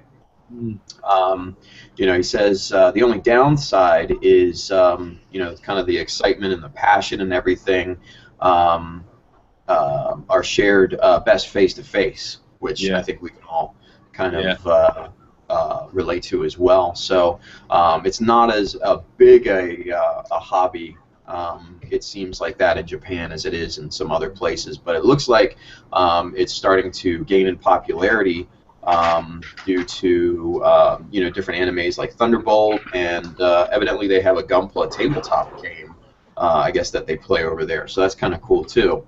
Well, something to that with the loner kind of feeling is I like going out. My hobbies, like building Gunpla and drawing, they're easy to take out kind of on the road, and I go to a cafe or a bar or something and just sit there and build for an hour or so. And it must look weird if somebody doesn't know what a Gundam model kit is, seeing somebody sitting there with all the parts everywhere, so focused and just having a drink and having fun. It's so inquisitive for them, and I have so many people go, "What are you doing?" They're not even asking, "What am I making?" They're like, "What are you even doing?" And I get to explain it to them, and I'll be at a cafe, and I'll get maybe 5 or 6 people over the period of an hour come up and talk to me, and little kids, their eyes just stop and they fixate because it's like they know it's a fun hobby thing just by looking at it. And I had a boy, he was there with his family the other week, and he sat down at my table just next to me, and we talked for like half an hour or something. We were talking about Pacific Rim and everything, and I was helping him put the legs together, I recommend that as well. If you kind of need a little bit of confidence to go out to a public place and do this out in the open, because some people still feel a little bit shy about it. But man, it's a rad hobby, so do that. And you can just talk to people and meet people. And my favorite cafe that I go to, the owner-manager guy, who's usually really busy and everything, he just loved it. And I said, "Man, do you want me to get you one?" And he's like, "Yeah, that'd be great." And I showed him like 10 different kits, and he chose the blue Gyaradoga, I think, the high grade. So I bought that for him, and so we're going to go and build that. So that's a way to actually just meet people that are around you. They might not even know that it exists, and then you've just got a Gundam friend you can build with. So yeah, that's a way to do it. That's really cool. Yeah, that is really cool. Yesterday, go ahead. Sorry, go ahead. Just one thing, similar story. Yesterday, I stopped into a bicycle shop here to buy some new bike tires, and the guy I saw had a Gundam model up on his shelf. So I was like, "Oh, is that yours?" He's like, "Oh, yes, my first Gundam." I was like, "Oh, that's cool. I have a channel," and like I showed him my YouTube channel, my phone, and like scrolling through the videos. He's like, "I think you're crazy." That's like, some kind of feedback. I Not think exactly what you would expect, but wow. I think it's just kind of lost in translation. I think because people know Korean people know the word otaku here, but I think they know. I think they don't think that we know that we use that word in English as well. I think that's what he meant to say.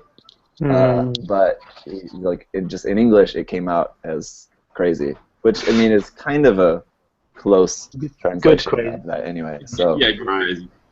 it was just funny. That is pretty funny though. It's not the exact words I was expecting to come out of his mouth, but yeah, okay. That's awesome, man. Anyway, Well, I think sorry. just getting back to what Josh had said about going to a cafe and stuff like that. I think for you, Josh, I think, man, your attitude is infectious too. So I think that plays a big part of it, man. So Yeah.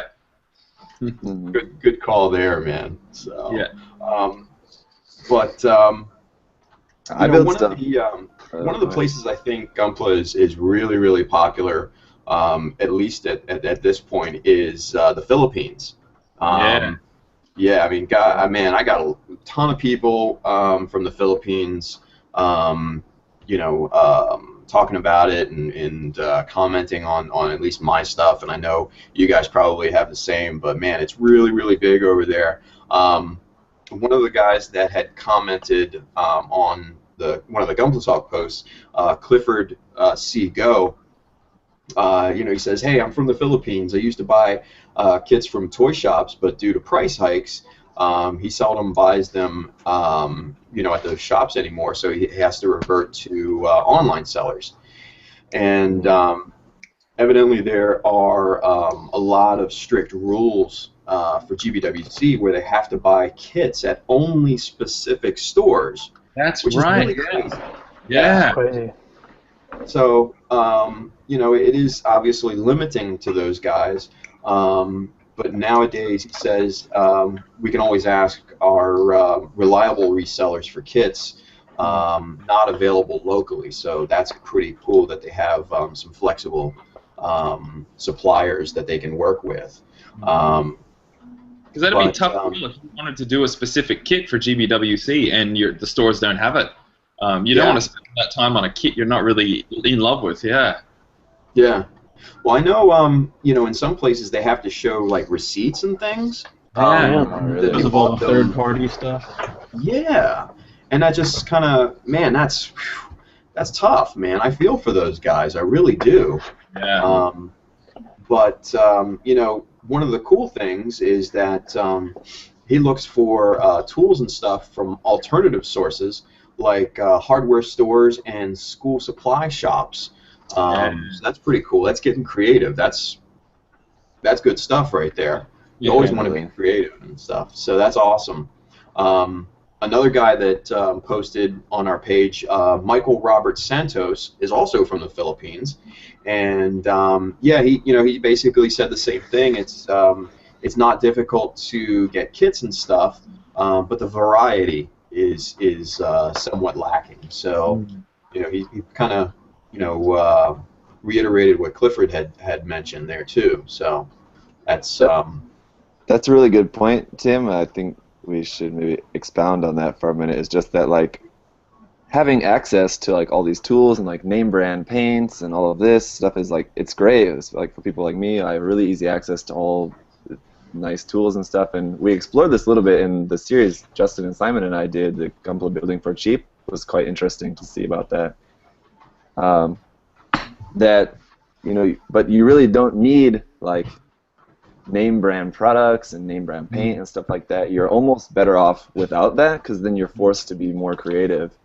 So like for me, it's really great for me, but I also wonder like how much more creative I could be, about like finding different options and things like that. If I didn't have access to the stuff that I do have access to here. So I mean, people ask a lot of questions, and I'm sure like Simon and Justin, you guys maybe get this on YouTube a lot as well, about people asking about like what products you use, or like is this product good or is this product good, and it's like whatever you can get to work is gonna be fine. Like I try to enforce that when people ask, is like, this is what I use, but this works, this works, this works. You just Yeah. have to know how to use it. That's it. Exactly. Absolutely. And that honestly, and Zach, that's an awesome point, which I think absolutely does, I think, deserve expounding on. You know, for me, for a very, very long time, I didn't have access to a lot of awesome tools that, you know, I have access to now, just through years of collecting things and all that. But you know, making use in what you have is not only creative, it's also effective. So Chris, aka Squee, is offering some really awesome you know, suggestions in the chat, like using a dental pick for scribing. Sure. Great call. Taking, you know, cheap eyeglass screwdrivers and kind of sharpening them down to make chisels. Another awesome. You can put a needle in pin vices. I do that sometimes. Oh, that just seems obvious now. Wow. Yeah, or the good old flipping your hobby knife blade around so it's around the other way and you've got the square edge. It's like that works too. Yeah, 1/4 millimeter. Yeah, we've all had scribers before we knew we had scribers. Because we had the hobby knives. Tim, I think your audio cut out, or I can't hear you. Yeah, I think Tim's audio did come out, but Tim did make another good point there as well, is that it does just take time. Like, you just acquire stuff over time as well. Yeah. Like, especially once you get older, and like a lot of people that I get questions and comments from are a lot of like young people that like can't afford to buy tools, or like they want to buy some tools or some kits or some things that they can't afford. It's like, yeah, when I was young, I didn't have like the stuff that I have now. Like, No. I just had like.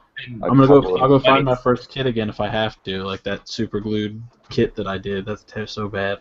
Right? It's like you have to start somewhere, and then, you know, you build from that. It's good to keep these things and look back to see how far you've advanced. So.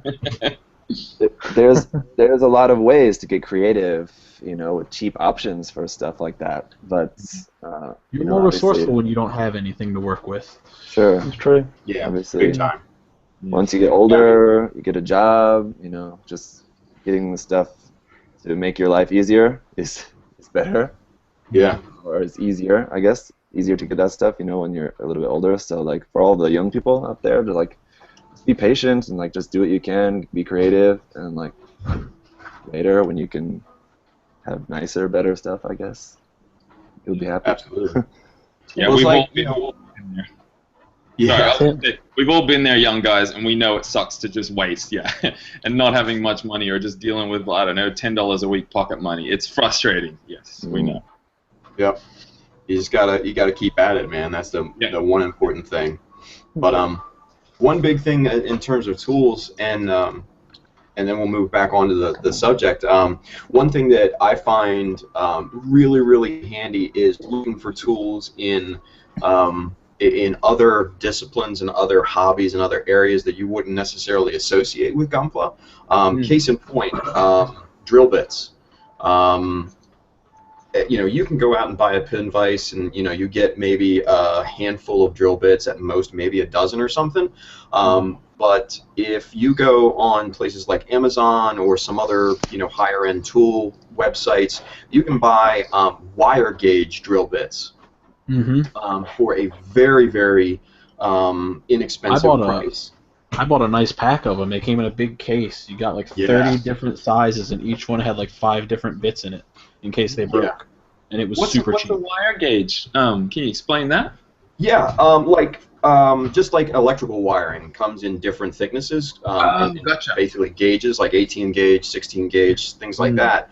So they have corresponding drill bits to fit those sizes, and they are minuscule differences in terms of the different sizes of drill bits.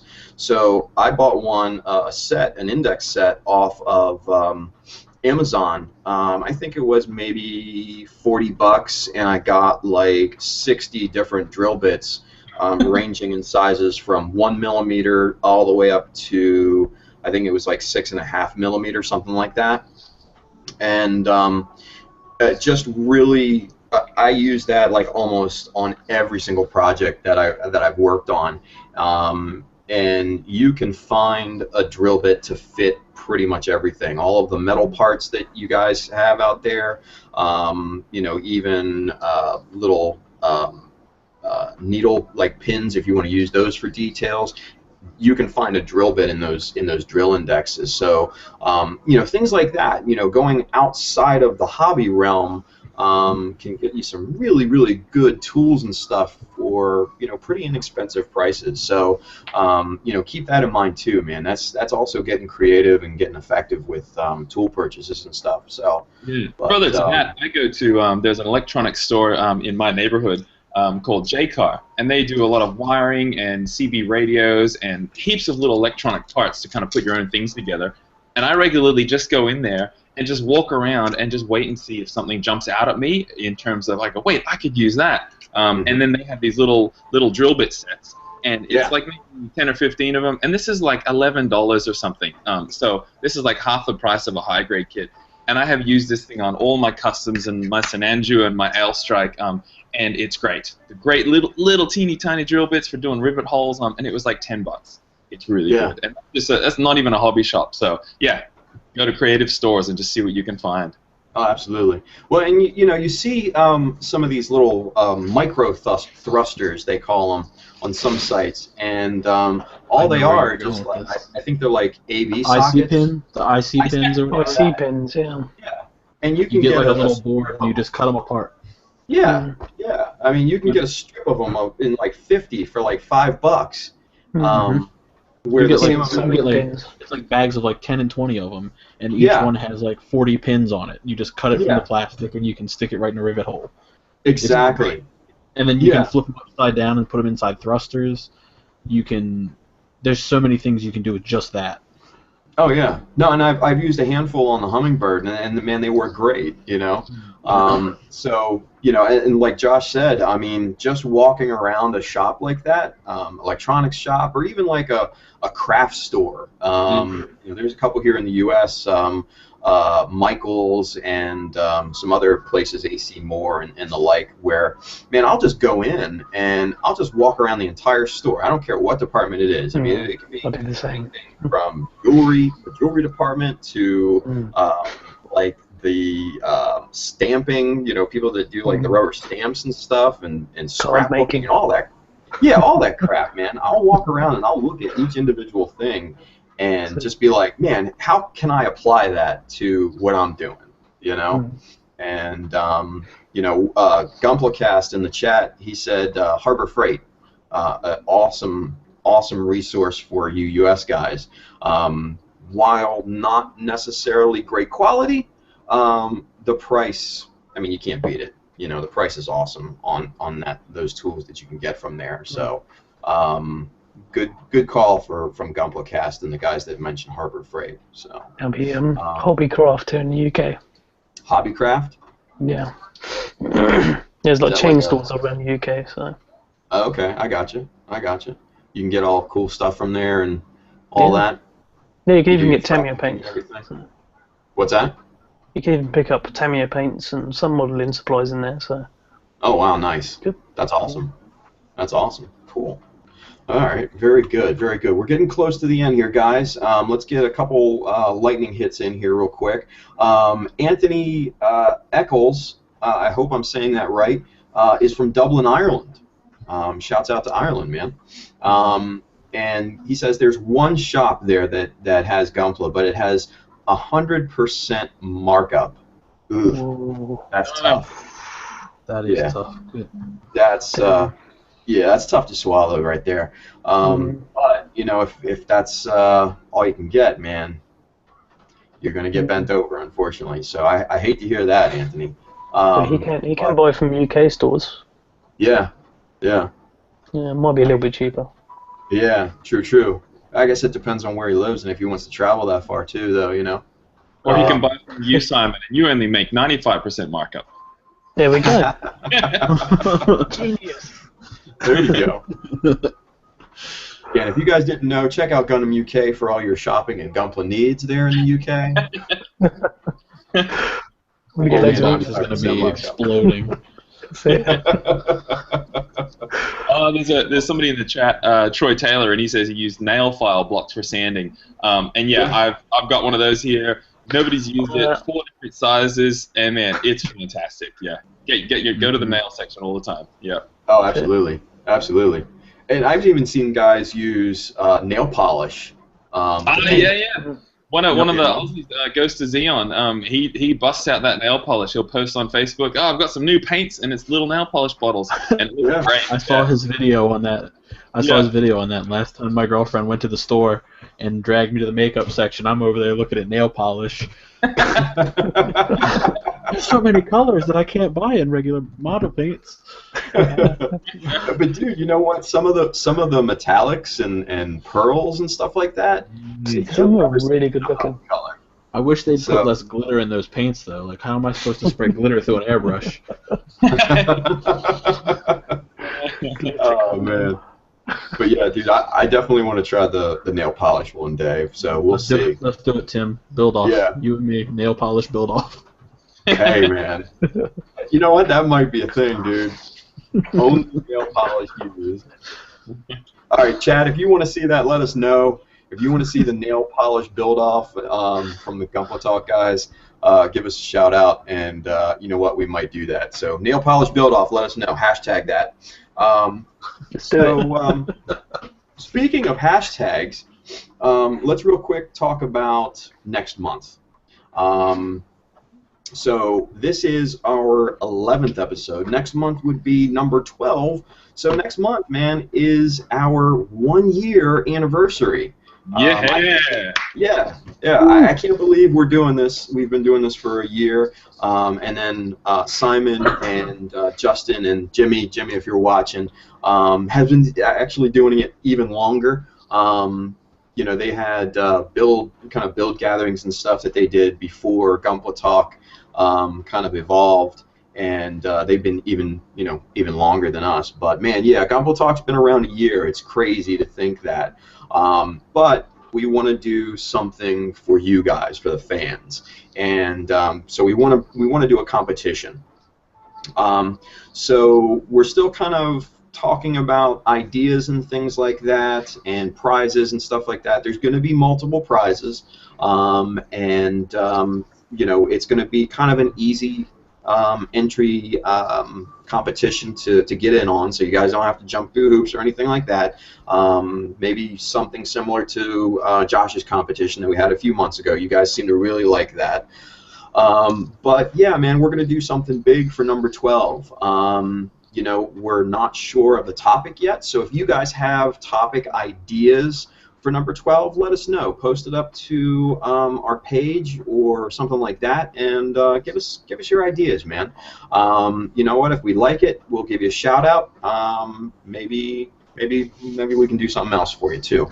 But number 12, I think, is going to be something special. We're going to do something for you guys to kind of pay tribute to the fans, to you guys for supporting us and making Gunpla Talk what it is today. So keep an eye out on the Gunpla Talk page, Facebook page. Also, all of our respective pages, because we're gonna, promote the hell out of it too. The various different groups that we share too, and all of that. We're gonna definitely do something big for you guys. So look forward to that next month. And so yeah, so let's real quick, let's go around the room. Let's do some plugs for those respective pages and things, and then we'll go ahead and head out for the day, and then we'll kind of sign off and see you guys next month. But let's get some plugs in. Let's start with Josh. You're first on the list here, buddy. What do you want to plug for us? I'm on Instagram and Facebook and my website. It's all Joshua Dara. And if people haven't viewed it before, I also, besides Gundam, I do a lot of drawings, and this is my latest Senanju that I've done. So you can check out my artwork on my website. And I actually sell prints around the world as well. I sent out a bunch the other week and sent off my first AO size.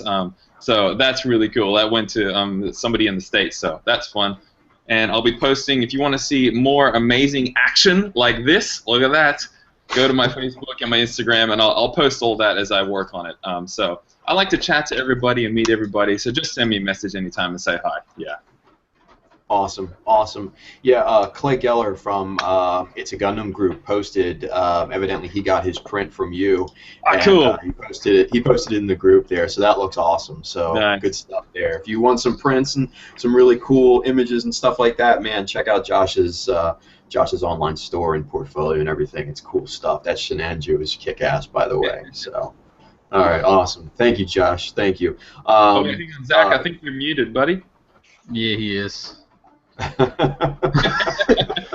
Did you just lip read what I said there? My audio fell out. Zach's muted. Man, we're having a hell of a time here, folks. You think we're professionals or something? So that's why you guys weren't hearing me for a while. I thought you Oh, was ignoring me. I Sorry, bro. thought he was just like off build, and he's like, I don't want to be a part of this right now. Yeah. Do I'm so something done else. with this crap. No, what I asked Josh, how much is that AO size? I need to order one of those. I wanted to order one. AO size is 150. Okay. It's a bit, yeah. The AO, it's frustrating that big prints cost so much to print, yeah. I know. That's how it works. But yeah, and shipping worldwide, I take a bit off the shipping, so it's a bit cheaper. So it's about $12 worldwide, and that's Australian dollars, so that's less than American, of course, yeah. But yeah. You're like Very cool. $9 or $10 That AO American, I size guess. is huge, though. It's like 3 foot by 4 foot, man. That's a big. Yeah. Huge. Yeah, that's a big image, man. I mean, I do the drawings myself, but I went and checked all these printers, and I got like 5 or 6 different test prints done to get the best quality. And I saw the first AO, and it even blew me away. It turns out really nice, yeah. That's awesome. That's awesome. Very cool. All right, so Justin, what do you got for us, man? What do you want to plug? I am Justinius Builds on literally everything: YouTube, Facebook, Instagram, Tumblr, Twitter. I've got a whole bunch of them. Snapchat's new. That's not Justinius Builds. I've been experimenting with Snapchat. I kind of like post builds and stuff, like progress when I'm doing stuff on Snapchat. So if you want to follow me on there, it's just Justinius. You do like Don't think I've ever sexy, used it. like Instagram girl stuff on there too? Yeah, you gotta pay extra for that. Oh man. I'll hook you Alright, up though. It's all good. I get my wallet out. Get to see him dressed up as Zangief. Oh, Simon pulled the Zangief reference. That's awesome. That's awesome. So you got anything else there for us, Justin? That's it. Cool. Well, guys, hey, follow Justin because he's got an awesome Grays building project that he's going to be finishing here pretty soon. If you guys didn't see it at the beginning of the show, go back, check it out. It's pretty kick-ass, seriously. Cool. Well, thank you. Oh, there it is. There it is. Show it again. Show it again. All right, now say something so it switches to your screen. Let me present Justin. There you go. Oh, there it is. Zach can do it. Oh, damn, that looks cool. Yeah, it's so pretty. So Very pretty. good. Wow. It's amazing how much of a difference those white armor parts make to the overall design. Yeah. All right, take it off me. I don't like seeing my face. It pops, man. That's awesome. That's awesome. Good stuff. Simon, what do you got, man? Well, you can find me here on YouTube under Gundam UK, and you can find me on Facebook, and you can come and say hello in the UK Gunpla Modelers group, and that's facebook.com/groups/UK Gunpla. Awesome. And again, guys, a really good group of guys over on the UK group over there. So if you're not a member, please join. It's really good. It's very high quality, very civil, nice guys, and it's so refreshing sometimes. They're not screaming about who would win a mech fight or what's the better series or any of that garbage, man. It's just, as the Brits say, it's proper modeling. It's good stuff. Which is Now very reserved. I'm gonna make about 10 fake Facebook accounts and make Tim a liar tonight. Simon, be on the lookout for those posts, buddy. I should keep my eye out. Very good. Very good. Well, thank you. Thank you, sir. Zach, what do you got, man? You got a lot going on. Yeah, you can follow me and this cat. Hey, Pencil! There he is. Hey. Instagram and my Facebook page. That's pretty much it. I got a YouTube page, but it's not really too much going on over there, so pretty much just stick to the other stuff. Yeah, 16,000 subscribers, no big deal, right? I made it my goal to get, however slightly ambitious it may be, by the end of this year to reach 30K. So Nice. I'm gonna go for it. Good. Going big or staying at home, which would be the same as going big because I'm just gonna be here at home. But I'm gonna stay at home and go big. So, Nice. I think we can make that happen. Yeah. Chat, get on the ball and get Zach some likes and some subscribes on YouTube. 30,000, chat. It's on you. It's on your shoulders. If you don't make it happen, it's your fault. We're never going to forgive you. happen. I'm just gonna quit. Just give up. January 1st, last video ever. If I'm not at 30K at that point. The last video would be Zach like huddled up in the corner crying. I was so close. Because of you. It's all your fault. And you're like at 29 and 900,000 subscribers or something like that. Yeah. He's like 5 subscribers away. Yeah. That would be funny. Awesome. Anything else, Zach? What else? Anything? Yeah, that's it. People have been asking me a lot about the Gunpla quick fix videos that I talked about before that I want to start doing. I'm still working on those, but I'm just very stretched for time, of course. So, yeah, that's it. Yeah, in real life, it always gets in the way of a good hobby. And the Sorry Kim interview as well, that kind of stuff. So. Cool. Well, I'm definitely looking forward to that. I'm a big Sorry Kim fan. So. One more thing, though. Yeah. Shoot. Might be going to Japan to make some more, basically, essentially only to make some more videos. In May. So I don't know. We'll see. I know a few of us are going to be maybe going to Japan around that time. Possibly Josh. Possibly Simon. Well, Simon's definitely going, but. Anyway, well, I heard back from the tax man this year, and I had some mistakes happen with an old job, so I had a big tax return I have to pay. So, Japan, for me. So I'll be there in November. Yes. and then also in December, right, Josh? Yeah, in December. Yeah. Awesome. So Good that's hopefully this coming week I'll find out the news about that, if I'll be able to do that or not. So. Hopefully you guys can expect to see some more cool videos from Japan later. Very cool. Yeah, those Japan videos are awesome. A karaoke video of you and Simon in a karaoke club. Oh, we've so got to do that. Oh, yeah. Simon, you better, I don't know how up you are on your Queen songs, but that's my karaoke forte, so. I'm with you on that. Yeah. We're set. Shit-faced drunk singing Bohemian Rhapsody. Yeah, we need to see that. The world needs to see that. My friend, we sang that at my wedding in America. Got my friends up and we all sang Bohemian Rhapsody. Oh man! Did you even do the falsetto bits? Well, as best as we could. I'm no singer, but it would still be worth it, man. Still be worth it. So. It would. So yeah, that's it from me. Awesome. Well, thank you, Zach, as always. For me, you guys can find me on childofmecha.com, even though I haven't updated that in a long time, so forgive me on that. I will get on that after I finish the Hummingbird. And you can find me on Facebook, Child of Mecha on there, Child of Mecha on Instagram. So that's kind of cool. I'm getting into that, and keep Instagram chronological. If you guys haven't heard about that, Instagram is going to pull some crap on us and go the way of Facebook and basically install an algorithm that basically will show you what they think you want to see. So hopefully they have an option to sort chronologically, but they haven't mentioned anything about that. So we'll see. But keep Instagram chronological, guys.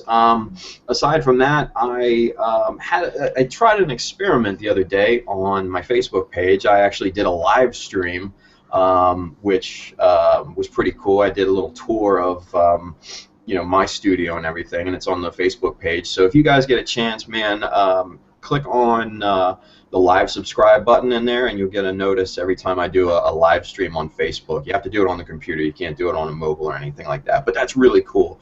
I think I might do that when I finish the Hummingbird. So that'll be a few days away. Man, aside from that, chadamecha.storyenvy.com. Check out all of the very cool merch on there. I think I might release the Black Label stuff when the Hummingbird is done, so keep an eye out for that. Hashtag nail polish build off. Yeah. I think we should probably make that happen. So also, parting thought. Yeah, definitely. But keep in mind and keep watch out for the news for next month's Gunpla Talk, being our 1-year anniversary. Like I said earlier, we're going to do something big, have some competitions, multiple prizes, make it really, really easy for you guys to enter and win. So keep an eye out for that. And with that being said, I want to thank all of my awesome co-hosts, Josh, Justin, Zach, Simon, Jimmy, if you're watching, always thinking of you, man. Thanks, guys. And also, I want to thank you, the fans, as always, for supporting us and watching. You guys mean the world. With that being said, we'll see you next month. Take care, guys. Bye, everyone. Bye-bye.